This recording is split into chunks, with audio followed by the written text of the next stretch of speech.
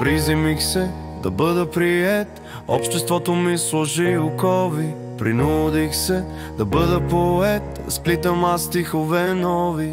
Ограничен съм от този език, казва, че той е богатство. Реших да не бъда циник, реших да мечтая за братство. Свещен е всеки куплет, написан за род и родина. И нека да бъда проклет и нека там си замина. А там е къде? Но щом е въпросът създаден преди тази вселена, отговорът откъде да го взема?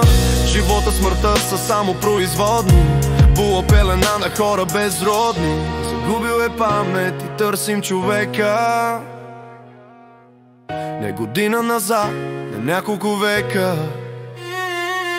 В самото начало, в самия безкрай, преди да е Бог създал ад и рай. Когато където нямаше време, което е нужна паметта ни да вземе. Творци ще създам на нова вселена, от тази крътък спомен ще взема.